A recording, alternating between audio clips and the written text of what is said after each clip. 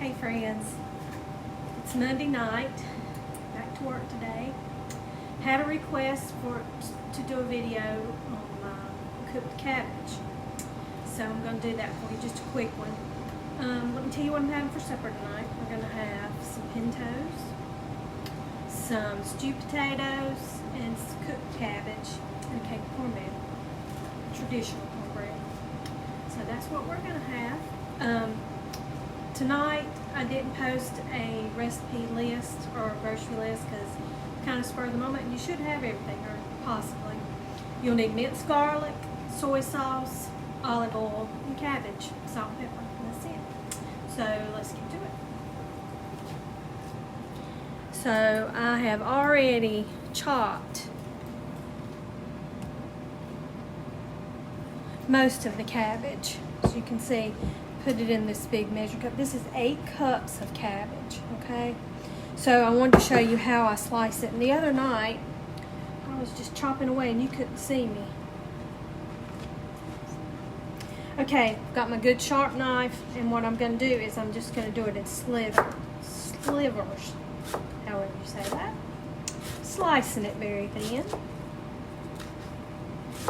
My mother used to make cabbage and she stewed it in water, and I hated it. Oh my gosh, I didn't like the way it smelled, I didn't like the way it tasted. It was just kind of bland, it stunk. So I started cooking it this way because it has so much more flavor.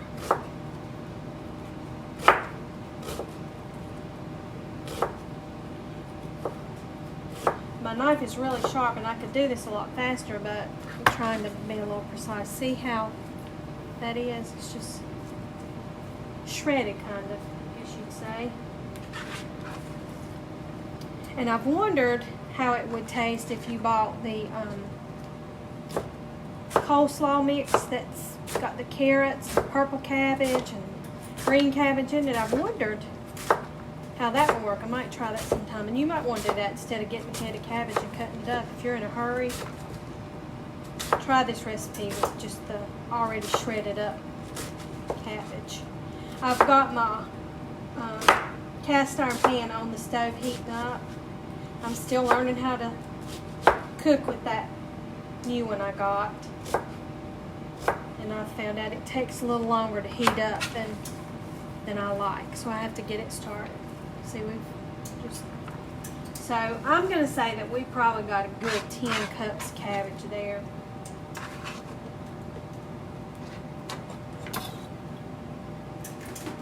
So what you want to do next is just transfer it to a bigger bowl, okay? So you can move it around.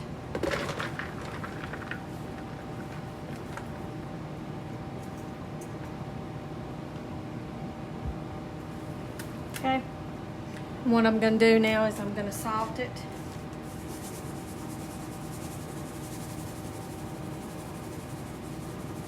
It's not coming out as fast as you think it is. My thing's messed up, and it's not coming out much faster than it would out of a shaker.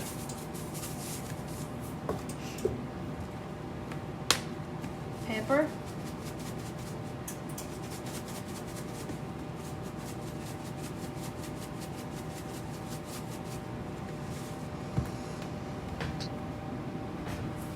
And olive oil. You're just going to drizzle it with olive oil.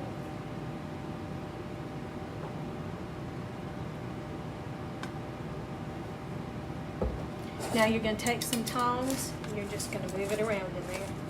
Get it all coated. You'll probably have to add some more because I'm going to try to bring up what's on the bottom to the top.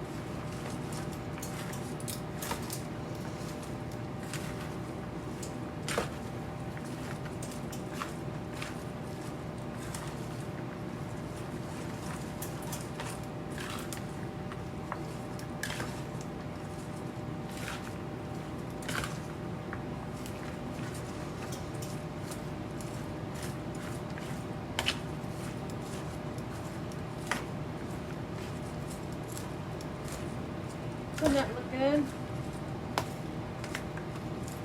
Took the easy way out tonight. I'm doing Lux pintos. but I added some water and some minced onion, and just letting them cook for a while. They're not straight out of the can. They're really good that way. Because if it's just me and David, I don't want to soak and cook a whole pot of pintos. Soak the beans overnight and then cook them all day. I just don't have time for that. So, good old Lux. And have you ever been to the Bush Bean Factory over in I don't even know what town it is, but we go when we go to Sevierville. You can tour they have a museum, and I like bush beans too.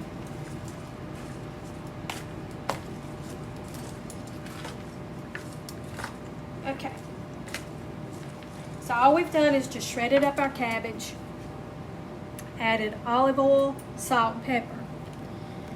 So now I'm going to move over here to my range, and we're going to heat our oil up, and we're going to fry it, okay? So I'm not going to make you wait while I get this ready, so I'll be back in just a minute. Okay, we're back over here at the stove now, and I have put a little bit of garlic in my olive oil just to test it to see when my oil's ready. So we're going to put one, oh, you can't see.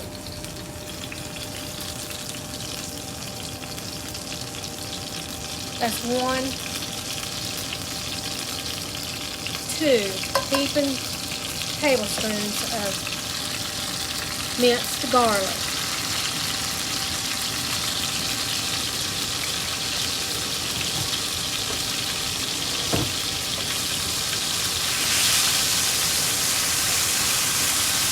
I've got this on high.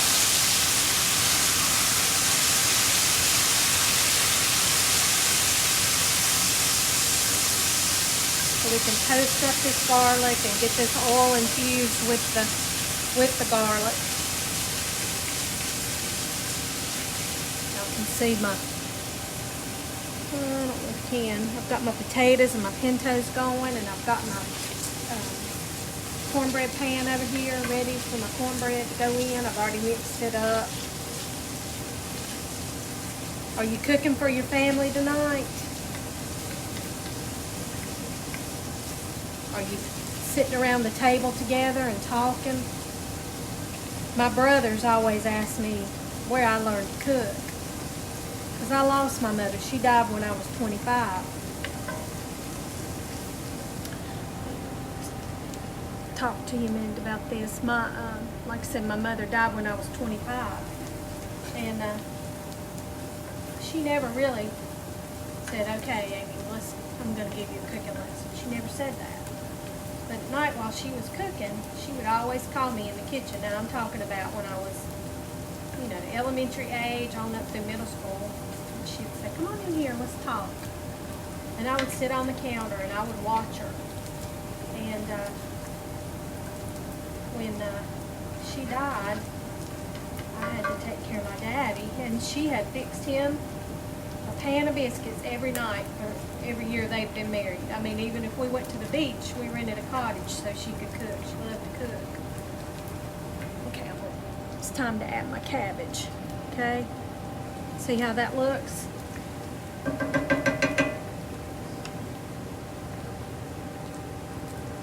And it's hot, so now I'm going to start adding my cabbage.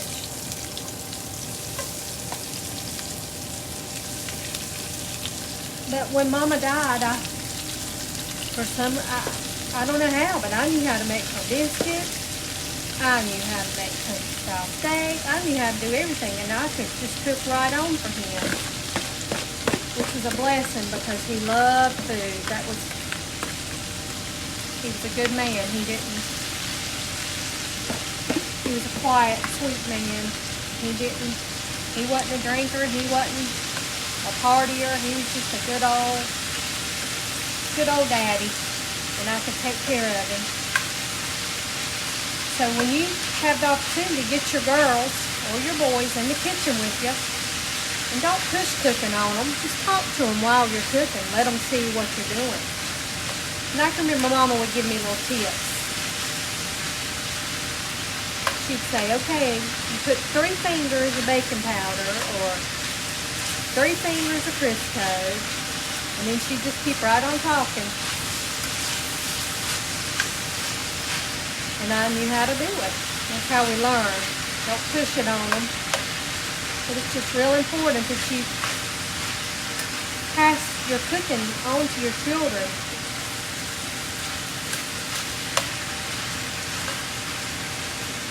Okay, I've got it all in there.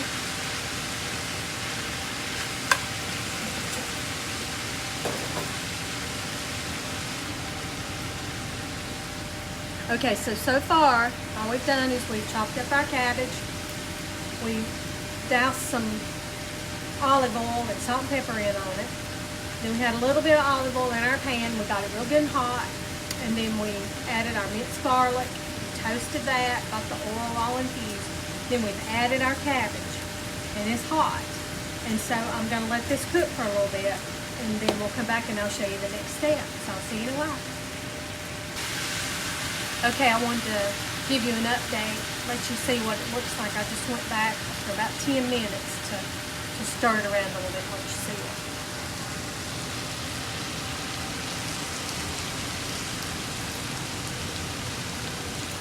See how it's beginning to turn. It's getting dark.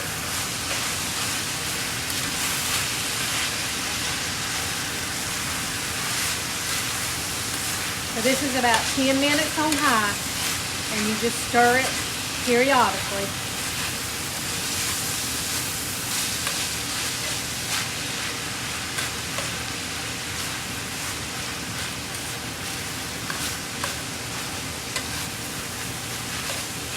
This is cooking up really good and really fast. So what it's time to do is add some soy sauce. And I buy the low sodium soy sauce. This is just a store brand.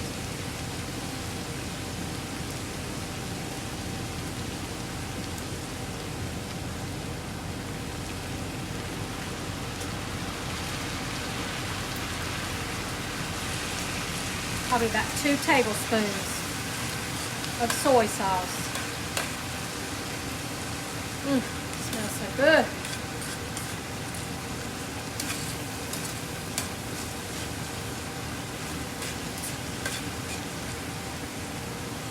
Okay, it's not going to be long.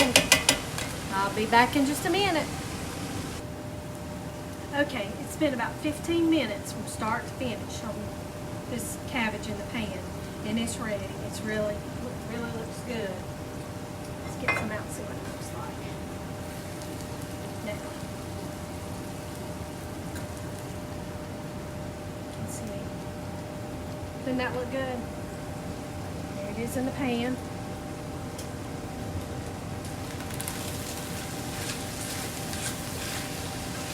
Look good.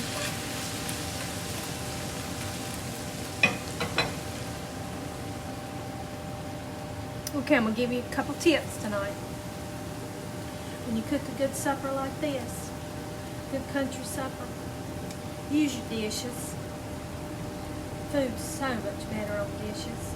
Most people have dishwashers, or they have kids that need to learn how to cook, need to learn how to clean up the kitchen. My mama taught me, and you need to teach your kids that too. Use your dishes. And if you do, get your dishes out, unless they're plastic. This is like a stoneware. Let them get warm. Put them on the stove. Sometimes when we're having steaks or some sort of meat like that, I will even put mine in the oven and let my plate get warm. Makes your food so much better than putting it on a cold plate. Use your plates. Enjoy your dishes. Enjoy that.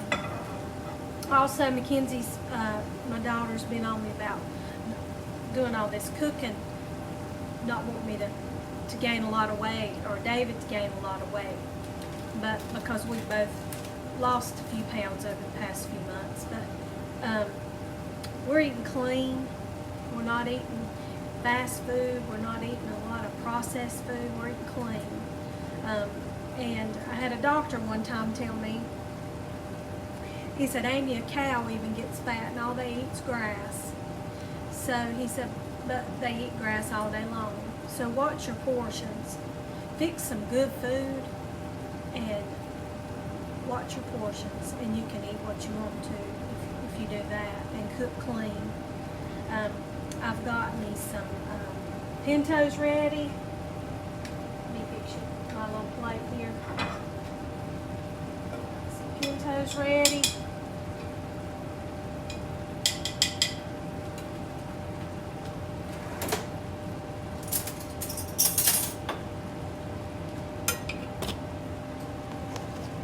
Can't see, can you? Stewed potatoes. See that? How good that looks. Thickened them up with a little bit of butter and a little bit of flour. And my cornbread is in the oven. I'm gonna have a little piece of cornbread with it. We're gonna sit together at the table. We're gonna have our blessing. We're going to talk about the day. We're going to thank God for all He's done for us today. Please continue to pray for David getting ready for his surgery, my sister-in-law Regina, who's in the hospital, my brother Barry, who's recovering from knee surgery, and all the people that are out there that are sick with the flu, COVID, RSV, just lots of things going around. Just remember, lift everybody up. Lord, just ask Him to bless them.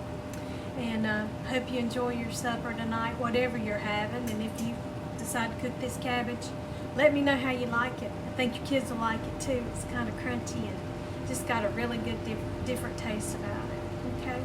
Well, I love you, and I hope you enjoy it and have a good rest of the week. Now remember, tomorrow I'll be posting my chicken soup recipe, so be looking for that. Love you.